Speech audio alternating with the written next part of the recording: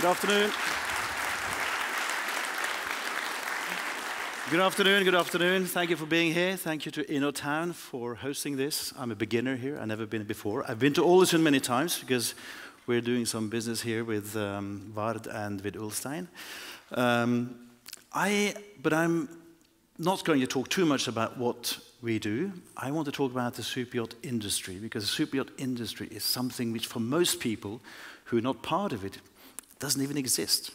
Are there anyone from the superyacht industry here in the audience? It's hard for me to see. Anyone from Vard or from Ulstein? No.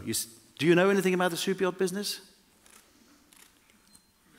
It's a super confidential business. It's very funny, but yet it's one of the most fascinating businesses. The reason I chose to show these slides, the boat you saw on the screen was my entry to the superyacht business. I'm Norwegian. I was born in Oslo. I grew up in Oslo to the age of 17. Then I did my higher education abroad. I went to France and then to Scotland. And I never kind of returned to go and work, come back to Norway to work. But my dream was to become a boat designer or a ship designer, because that's what I saw around me in Oslo and on the west coast where my mom is from. And I had no idea that these yachts existed. This is a long time ago, and internet didn't exist. There were very few publications like yachting magazines. Today we're inundated by them. But in those days, you had to literally go and see them for yourself. And it was an incredible experience. First time I came to the south of France, and I saw these huge yachts, and particularly sailing yachts. That's what I wanted to do. So after graduation, I got myself a job in the south of France with a gentleman called Martin Francis, who was a sailboat designer, a self-taught sailboat designer, the old school. It was a small office, and I was the only graduate. And after a year, only after a year, we got this strange inquiry. It was a competition for a motor yacht. And we'd never done a motor yacht before. We were really the outsiders. And somehow we ended up winning this competition. And the boat you saw here on the slides, that's a boat. It was called Øino. It was done for a Mexican media mogul. We designed it in 1987, 1988. The design was frozen in October '88. She started building in Germany, and she was delivered in 1991. The reason I wanted to show these is it's today considered one of the most iconic yachts because it was daring, it was technologically advanced, there was an interesting, unusual design. These are all skill sets that you have here in Norway, but somehow they're not being applied to the yachting industry.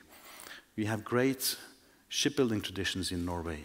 You have great craftsmen in Norway.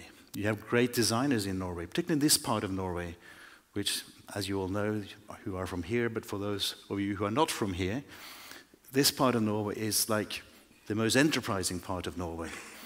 And great furniture designers, furniture makers, great shipbuilders, suppliers, subcontractors. And I have now been working on my own. On Øino, I was a project manager, and I started 25 years ago working on my own business, starting up. So I'll do a little bit of facts about myself, then I'll quickly move on to the superyacht industry to try to explain and share with you what this is all about. On my father's side, they built boats for 4 generations. My father was the first one not to build boats in a place which is about as far as you can come from the sea in Norway, in the middle of Hallingdal, if you know where that is. It's like, but there were lakes and rivers, and they were building boats. On my mother's side, they were building engines, marine engines, on an island called Stord. I went on wanting to become a boat designer because that's what I knew. Jan Herman Linge, who was a great Norwegian boat designer, who designed all sorts of boats, one of the really inspiring guys for me. He designed planing crafts. He was one of the first guys to experiment with glass fiber. He designed military crafts. He designed Olympic-class sailing boats. Incredible guy. I never got a job with him, didn't even get the foot through the door. Anyway, I moved on and I set up my own company 25 years ago.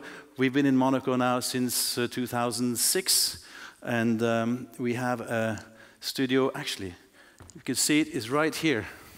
That's accidental, but that's our office at the end of the molo there. So on the water, which is what I love. And as Monica was saying, the important thing, we were discussing yachts and everything. I had one of my yachts here. I call them mine, although they're not mine because they're like babies. The important thing isn't being on a yacht. The important thing is to be on the water. And in our office, we really feel like we're on the water. It's like a land yacht. All the positive things about it, but it doesn't move. So that's great. But today we are 25 people in the office. I think Monica said 17, but I think that's, you must have lifted that from the internet or something. We're 25. 5 are working on planing craft, smaller craft. And we're doing a lot of smaller tenders for the big boats. And we also now just started our first production boat, which is interesting because that's what I wanted to do in the first place when I was a kid. It's taken me a long time and 50 yachts to get there. As you can see, we are just about to deliver next week yacht number 50 in 25 years. The first one you saw, the images, wasn't my design. I was a project manager, and I was one of the designers, but it wasn't in my name. We done 21 tenders. We got 4 more under construction, a number of refits.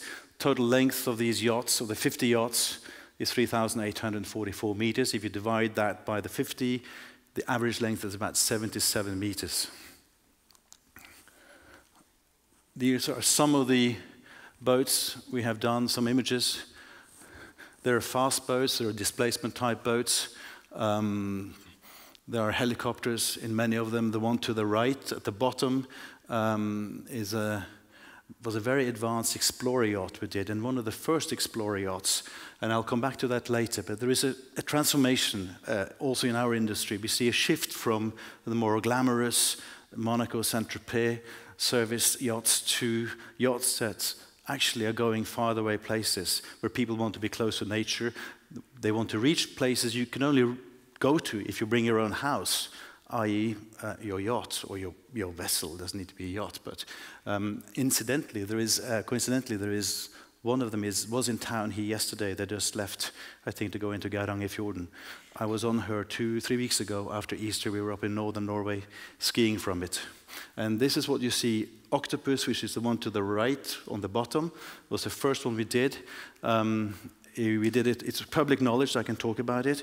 We did it for the co-founder of Microsoft, Paul Allen, who sadly passed away last year. But it's got a range of tenders, submarine, helicopters, sonars, AUVs, ROVs to explore the sea bottom and go faraway places. It's one of the most traveled yachts we ever done. It was always underway some way. It's done the Northwest Passage 5 times. It's been around the world, I don't know how many times. Some more yachts. The one in the middle at the bottom here, in front of our office, is today the largest yacht we have done. In terms of tonnage, it's also the world's largest yacht in volume. We call tonnage, gross tonnage is a volume measure of the boats, of the yachts. We are at the moment working on a slightly bigger science yacht, which those of you who are from Norway or from here may know. It's called a REV. I'll come back to that a bit later, but it's being built by a shipyard here in town, although the office is in town, but the shipyard is physically a little bit outside of town. And that's a fascinating project where, again, you can see that the clients are moving away a little bit from the glamorous, shiny yachts to something a bit more meaningful in terms of what they can do and where they can go. Since none of you know anything about yachting, I'll be a bit basic and try to define that the general definition of a super yacht is a yacht that has a load line length equal to or over 24 meters. That means about 25, 26 meters in reality overall length. And to this day, there are about 5,000 yachts that are in operation worldwide. I won't bore you too much with facts and so on, but it's important that you understand the magnitude of this industry, because it is truly, and could be, I think at least, an interesting avenue for the Norwegian shipyards and suppliers to follow. In terms of overall lengths, obviously, the longer the boats, the fewer units. So above 90 meters, there are about 70 yachts. Between 70 and 90, 127. And you can see from the figures that the number of yachts increase in proportionally with the size, which is normal. At the moment, 2018 figures, these are publicly known figures that we have gathered from various research papers and publications. There are about 775 super yachts under construction, i.e. over 25 meter. The largest super yacht under construction is the Rebbe Project I referred to earlier. It's 183 meters, and she should be completed by 2021. The average length of the super yacht is about 50 meters.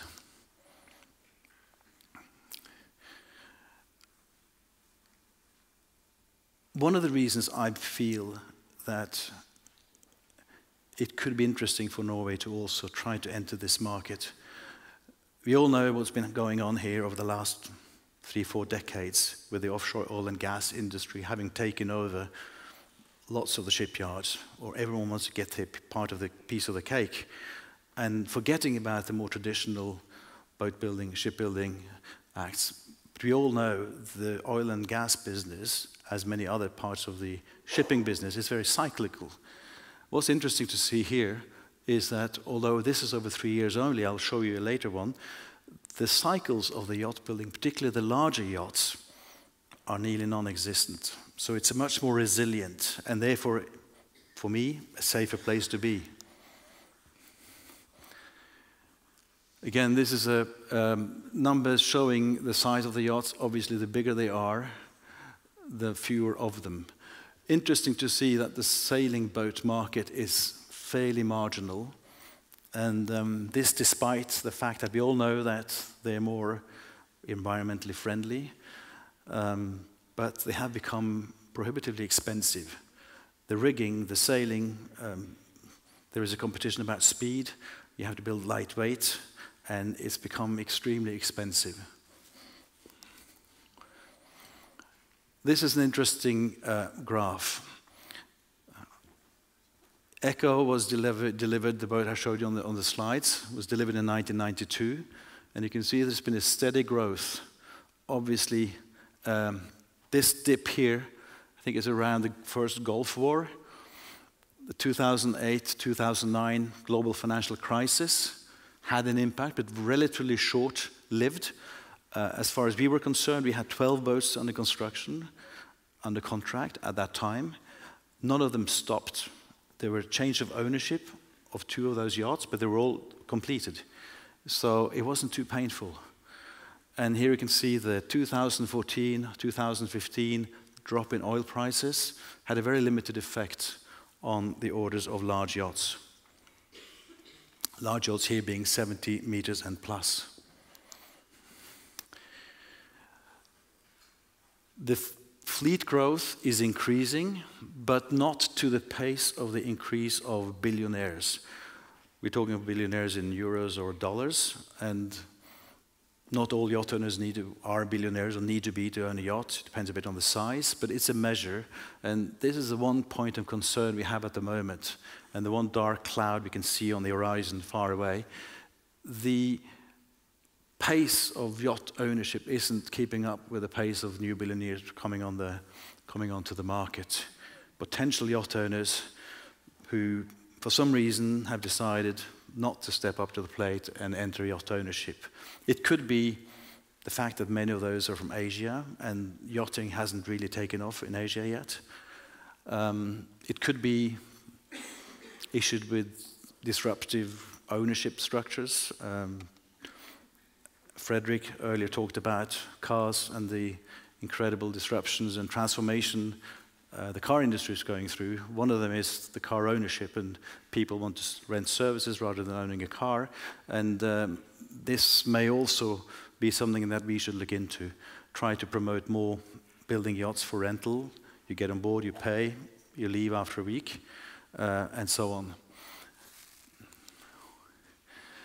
What's important to understand, often people think of the yachting business as a kind of useless, rich people, wealthy people spending money on things they really shouldn't be spending money on. I would argue that this is people choosing to spend the money that goes back into the economy. For every shipyard worker, there are 2 to 4 more workers in the background working as subcontractors or suppliers, and working for a period of, depending on the size of the boat, it can be anywhere between 3 to 5 years on a project. And it has a tremendous impact on the economy, local economy, whilst the boat is being designed, engineered, and built. I am the vice president of, and one of the founders of something called the Cluster of Yachting in Monaco, which we founded 5 years ago. One of the first objectives we set ourselves was to say, let's try to figure out how many we are working in the yachting business in the Principality, shoreside, not taking into account the crew who work on board, and show the authorities, the government, the prince, how important this industry is. Because nobody thinks about it when they see a yacht. They don't think the fact that somebody had to design it. There was a dream. Somebody designed it, somebody engineered it, somebody built it. Somebody supplied all the furniture, all the bulkheads, all the toilets, all the cabling, all the plumbing, the engines, the gearboxes, the rudders, the stabilizers, and it goes on and it goes on. We were helped by the Statistical Institute of Monaco, and we found that just in Monaco, we have nearly 1,500 people working in the yachting industry ashore. Monaco is a small place, but it's quite populated. We're about 35,000 people living there, but there are equally many people coming in every day to work. So in the big picture, it isn't that much, but we managed to establish that the turnover of the yachting business in Monaco is nearly 800 million euros.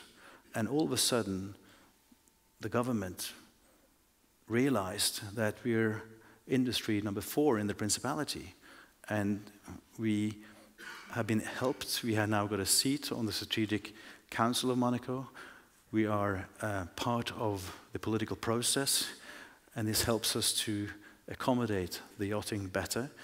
We have a say in the port, how the yachts are welcomed, how yachts are looked after, and so on. And it's important that people understand, again, even in Monaco, where yachts are part of the everyday picture, people just ignore them. They don't think that there is a whole industry behind it. So it is generally accepted that the global turnover of the superyacht industry is about in the range of 24 to 25 billion euros.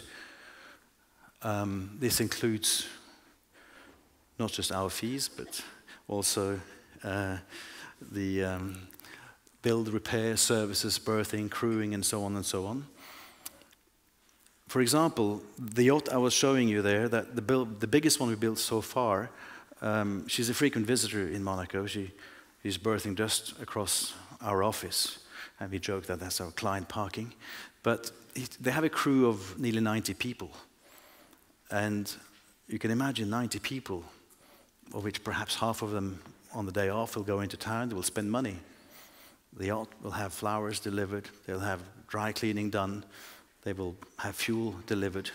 If filling up a boat of this size is a major budget. And this is all that money that goes into the local commerce.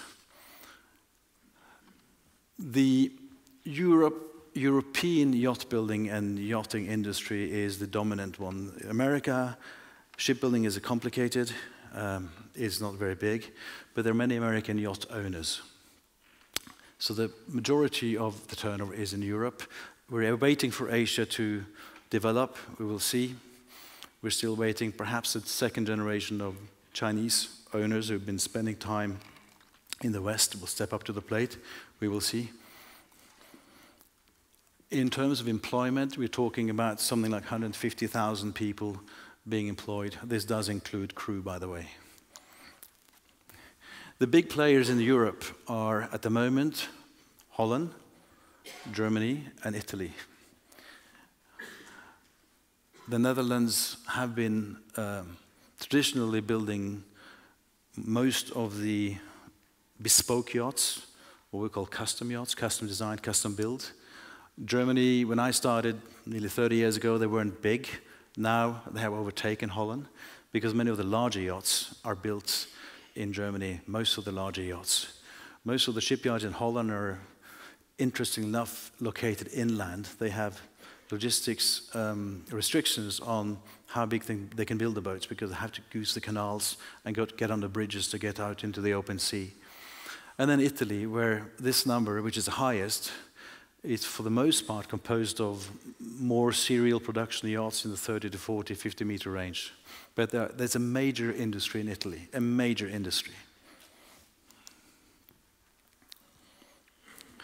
Of the two big ones, building the larger yachts, which we are directly involved with, Germany and Fedship, which are the two dominant players, control about 30% of the global fleet.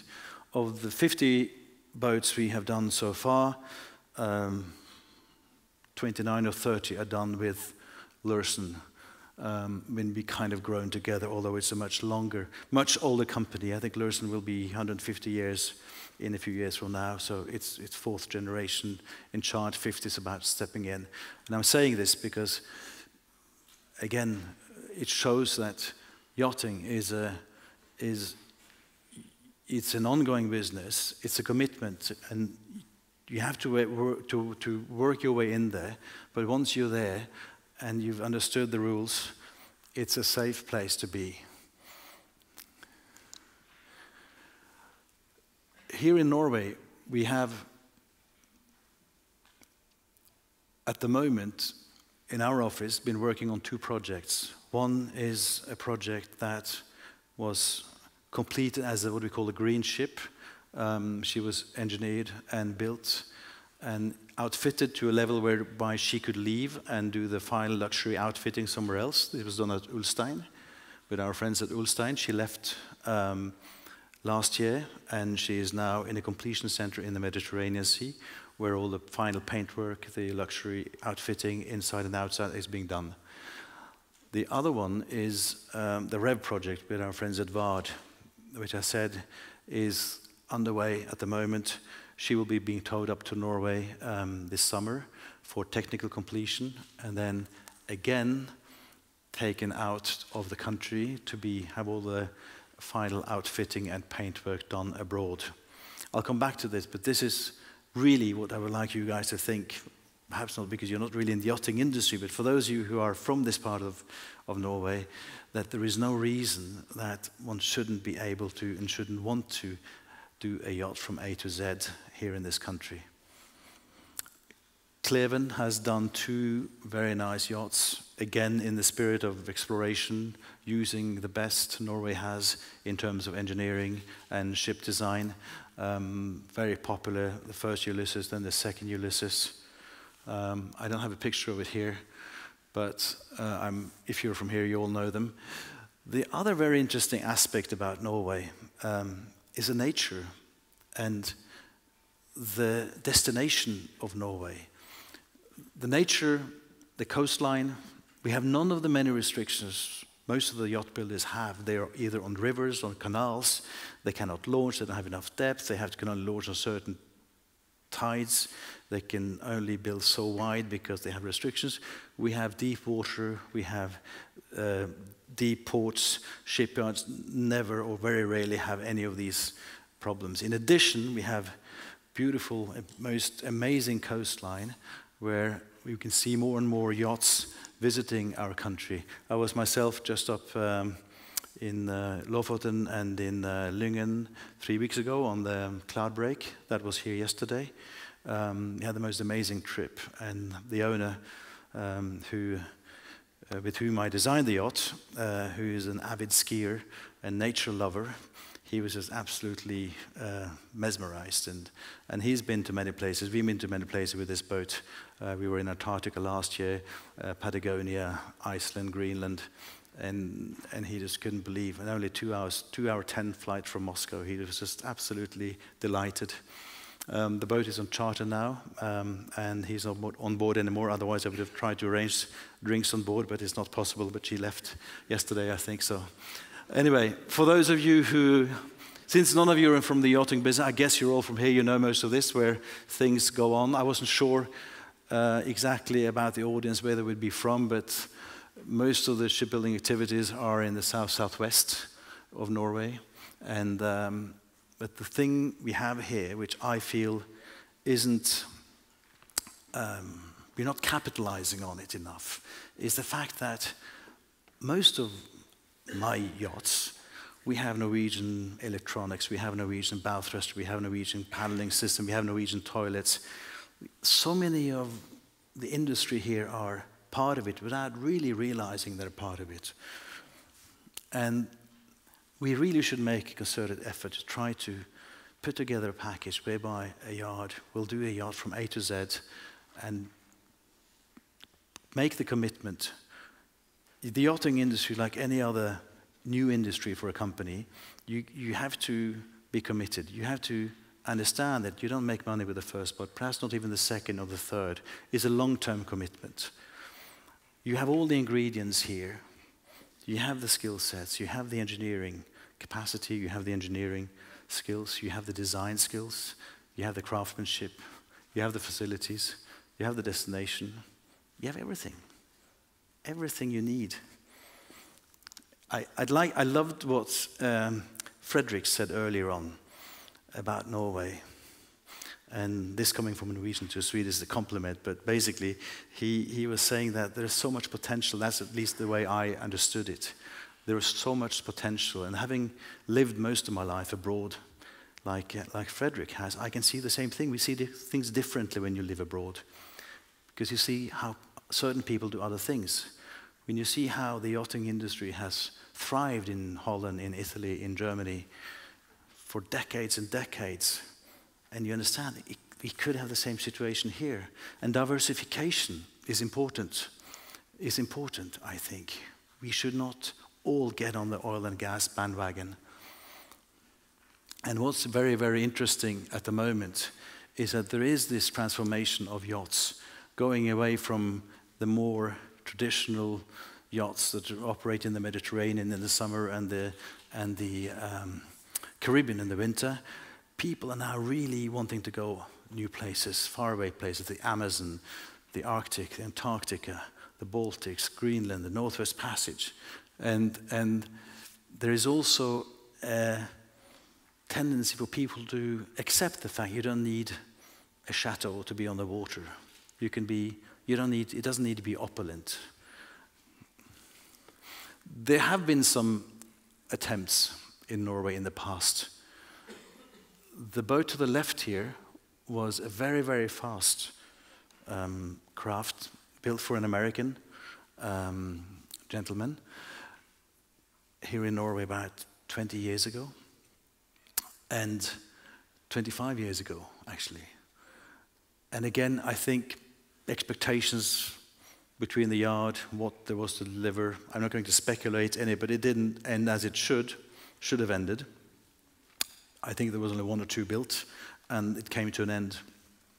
In the 70s, I believe the Fjellstrand shipyard that had been building ferries for decades were a sub-supplier to an American and Dutch sport fisherman outfitting. And then, of course, there's been the 2 yachts done by Kleven and Marine Technique also. These are the 2 vessels I referred to earlier. The Ulstein vessel, 88.5 meters, that is now in the Med, being completed. She will be ready next year. This is the X-bow design from Ulstein with a twist. And the whole engineering platform is one of the regular PSV platform supply vessels, diesel electric, and all the core competences of Norwegian engineering. And that's what the owner wanted, because it's the best. To the right down here is the Rebbe Project. which again, and it's all known, we all know who the client is. He's a Norwegian industrialist who knows more about the water than most of us, having been a fisherman himself, a deckhand and a racer, a boat racer and a boat owner and also a shipbuilder. And this is, I think, probably the most important project I have worked on and will ever work on, because it's a yacht with a purpose.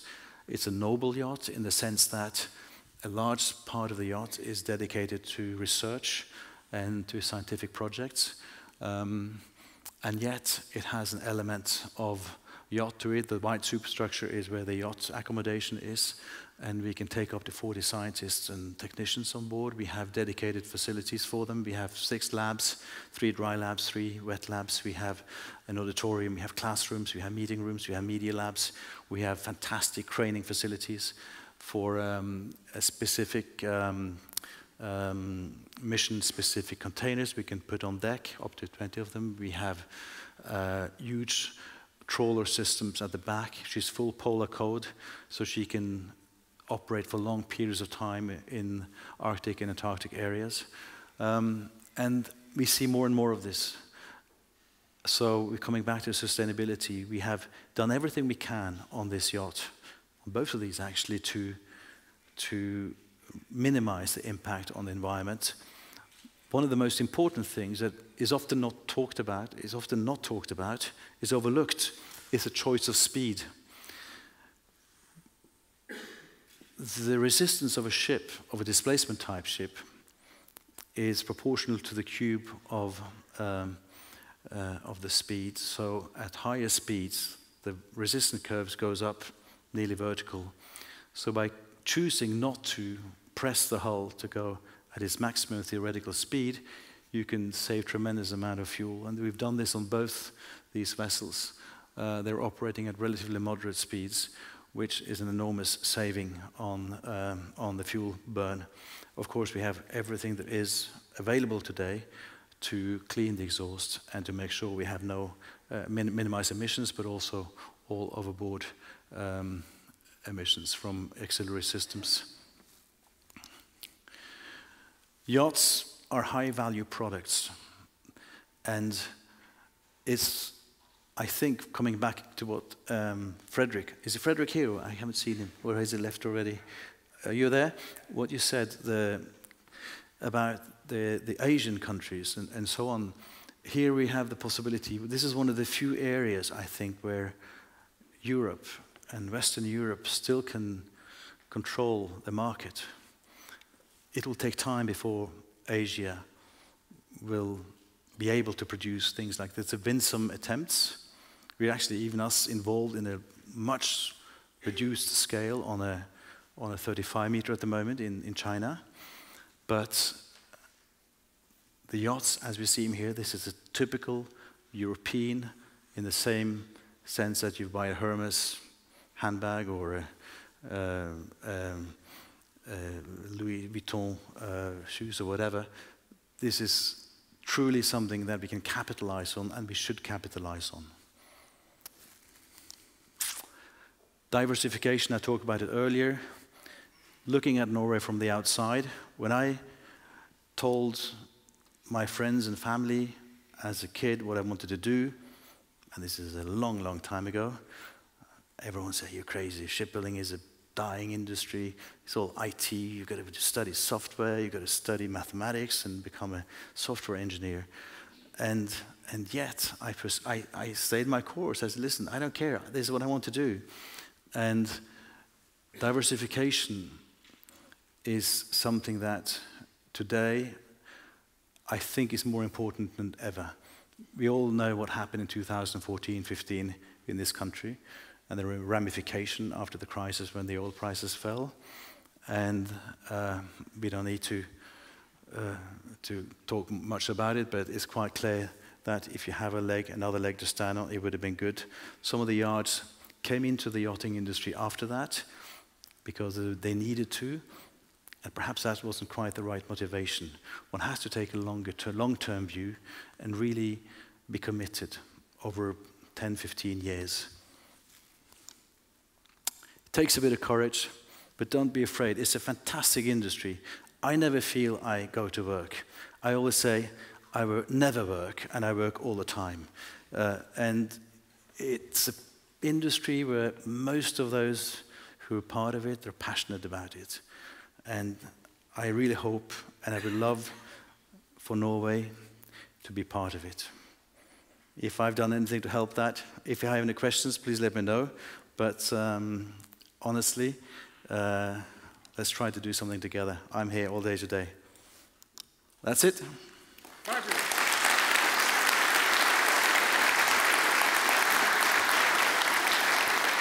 Thank you.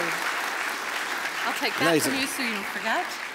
So, time for Q&A. I do have one quick question, the one that we discussed backstage. So I want to make sure I pronounce this correctly, but I think it's called Janteloven. Janteloven. Yes, so this idea that, I guess what we might say tall poppy and other places, that you're not supposed to sort of put yourself out as being bigger and better, that it's about the community. And I wonder, and perhaps you have a response, is it just, are the Norwegians never going to be able to sort of square their cultural ethos with this idea of building mega yachts? I don't know what it is. I don't know what it is. Norwegians, they love the water, they love boats. Last summer, I read in the Norwegian newspapers that something like 1 million boats registered in Norway for a population of 5, right? Wow. It's one of the highest boat ownerships in the world. But when it comes to yachts, they don't always have had a good image. You know, it's like James Bond, the bad boys are on the yacht, and, you know, they're big and rich and filthy, and, you know, I don't know what it is. Janteloven could be, but building them isn't the same thing as owning them. So there are not many Norwegian yacht like owners. Like their carbon, they won't keep it, they'll give it away. So. Well, there are not many Norwegian yacht owners, as far as I know. And those who have had yachts, they've had to take their, you know, the press, you know, is not always kind to them because I don't know why. As I was saying, every penny you put into a yacht goes back into the economy. It creates jobs, good jobs, highly skilled jobs. And perhaps that's the message. It's about community, not the individual. That's right. That's right. Any questions for Espen? I'm sure there must be a few. Oh, Renee? What a beautiful, beautiful presentation, I have to say. And it was compellingly told, beautifully told. But I wonder, given your place in the industry, any regrets that you could have done a little more for Norway? Could you have got a little bit more involved? I am trying to. And we just put into production last week our first production boat. I do everything I can, to the extent that my wife is telling me, Espen, don't talk about Norway anymore. You know, it's like, whenever I see someone, I promote Norway. I dragged her up to the north skiing 2 weeks ago. And, you know, and last year we were on the Antarctica with the same boat. And like, but she said, Espen, I don't know, but it's all about Norway. I don't know whether it is because I've been living abroad for so long time, but every time I come back and visit places like Ålesund, and for sure, it warms my heart. I mean, I read there was an article this week about the passing of Mr. Pei, the architect who did the pyramid in Louvre, and at one point in time in his career, there was a journalist who said, listen, you're not very Chinese in the way you design your buildings, but do you feel Chinese? And he said, I never left China, he said. And I guess beautiful. I never left Norway. There you go. You but the important thing is the boy out of Norway, but not Norway out of the boy. The man by now. The man. Any other questions, perhaps? We'll take this. As I said, if I can help, if anyone wants to get into the market. Do you mind if we go ladies first? There in the blue. Lady in blue. Hi, I was thinking you said that Norway is a yachting destination, and how could we as a region or a city attract yacht owners to come here, maybe in terms of the travel industry? Whatever you can do to facilitate a yacht's arrival, administratively speaking, but it's not too bad here in Norway. We have to have a pilot for larger yachts at all times, which is fine. I think a lot of it is about marketing, but I don't know whether you've noticed, but it seems to me from my yachts, we have more and more of our yachts that are going north, heading north, and others. And so it's already happening, I think. What could you do in addition to that? Make sure that everything goes as smoothly as possible with regard to the captains, the crew, their agents involved. Just make sure it's all smooth, which is not always the case in other countries. I've been cruising quite a bit here. It's not too difficult here compared to Middle East. It's very complicated. Japan was a nightmare in terms of administration, cruising permits, anchorage, moving from one anchorage to the other within Japan. We had to have customs on board every time. Very complicated. No, Norway isn't that complicated. People tend to think Norway is expensive, which it is, I guess, but it's probably not that But I mean, these people have super yachts. So. Exactly. That's what, you know, so it's not like, but you'd be surprised to see they're all very sensitive, you know, spending money. Trust me, that's probably why they're wealthy and we're not. You know, they count, you know. Great. Now, I remember one thing, many years ago, we were cruising in the, this is a funny story, we were cruising on the west coast, southwest coast, in a rather strange boat. It was my first project as an independent when I started my own 25 years ago. And it was a converted fishing vessel, 67 meters long. And we did it with an Italian architect who'd done all the houses and apartments for the gentlemen. A literally colorful Italian architect called Ettore Sozzas. I don't know whether you know, he's you know, the Memphis movement with the furniture and all that. And this boat looked like a Lego boat. It was grey hull. We had a turquoise superstructure, yellow masts, pink and red satcoms. It so happened that the morning we left, we flew in the night before to Bergen. Next, I heard the engine starting. I ran up to the bridge, ready to go. And the pilot we had on board, as I said, you need a pilot in Norway if the boat is over 500 tons, I think, at all times. I knew the guy from Oslo. We used to go to the same parties together when we were young. And, what are you doing? And so, yeah, what is all this about? I said, we're going cruising, we have friends, and want to see the most of the fjords. Oh, let me go on my own charge, my private charge, and so on. Then we can do something more special and stuff. After a couple of days, he said to me, Espen, you guys are just tourists, aren't you? And I said, what do you mean? Yeah, I mean, just normal tourists. Yes, we were, you know, there were Persians, there were Italians, Americans, a Japanese guy, all friends of this owner. And I said, yeah, sure, I don't get you. He said, well, you know, I was in the Navy before. I'm a pilot now. I got to get a dual job here. And he was a spy. Oh. A few years before, there was a Rainbow Warrior in New Zealand. Remember that with the French? Yeah. And so obviously that was done in a friendly tone, but it was interesting. Excellent. Well, and I was discussing with the pilot we had 2 or 3 weeks ago up north, and I told him the story. He said, well, you know, we're all told to be very observant. From super yachts. But on the same cruise, we ended up, you know, there was first week of July, so the sun didn't go down, and we were cruising in the tenders deep into the fjord, and we lost track of time. And then we had a reservation at Rosendal on the west in the Hardangerfjord for a restaurant, and we arrived a bit late. And this is like many years ago, but then we arrived, and they asked us, do you want wine for the dinner? Because, yeah, sure, you know, okay. But we want to sit outside. Then we had to go inside. I said, no, we want to sit outside. Problem. Well, then you have to sit over here. And literally, that was a cage where we had to sit because we had wine. So little, you know, it's kind of funny, but it was perhaps, you know, if you want to bring more clients up here, avoid the cages for drinking wine. I'm not sure it's still like this now. Wine drinking. So I'm conscious that that Paul has to catch a plane, but I want you to get your question answered. So do you promise that you will find him at the break? Yes. And answer his question? We're going to see each other in Monaco on the 19th of January. Good. I'm so sorry, but let's give another round of applause to Espen. Thank you. Thank you. Thank you. Thank you very much.